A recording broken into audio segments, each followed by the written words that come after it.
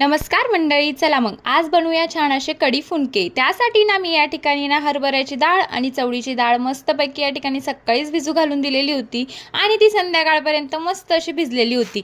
मग काय तिला मस्त अशी मिक्सरमधून बारीक करून घेतली। इतकी पण बारीक नाही करायची, थोडी जाडसरच ठेवायची। आणि शेवटच्या वाटणमध्ये ना आपल्याला हिरव्या मिरच्या, अद्रक आणि लसूण ॲड करायचा आहे, तोही मस्तपैकी बारीक करून घ्यायचा।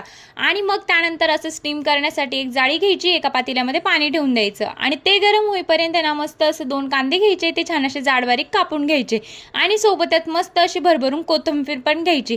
खूप छान लागतात कांदे आणि कोथिंबीर टाकल्यानंतर। त्यानंतर त्या पिठामध्ये ना आपल्याला 2 चम्मच लाल मिरची पावडर, थोडीशी हळद आणि मग नाही का त्यामध्ये आपण चिरलेला कांदा आणि कोथिंबीर ॲड करून द्यायची। त्यानंतर त्यामध्ये चवीनुसार मीठ घालायचं आणि मग काय ते छान असं एकत्रित करून घ्यायचं। आणि खरंच तुम्ही एकदा नक्की ट्राय करून बघा, खरंच खूप छान लागतात खायला आणि झटपट बनतात। म्हणजे आता काही खायचं म्हटल्यावर थोडी मेहनत तर घ्यावीच लागते। त्यानंतर त्याच जाळीला ना छान असं तेल लावून घ्यायचं आणि त्यामध्ये ना असे गोळे करून करून ठेवायचं।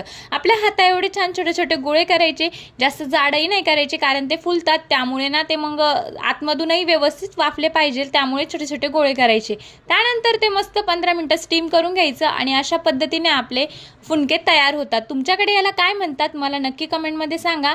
आणि त्यासोबत आहे ना खाण्यासाठी मस्त अशी कढी बनवायची, कढी आणि फुनके। आणि कढी आंबट असेल ना तर फुनके खाण्याची खूपच जास्त मजा येते।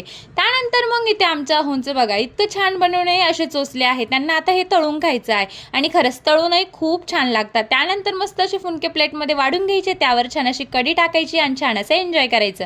आवडलं असेल तर चॅनलला लाईक आणि सबस्क्राईब करायला विसरू नका।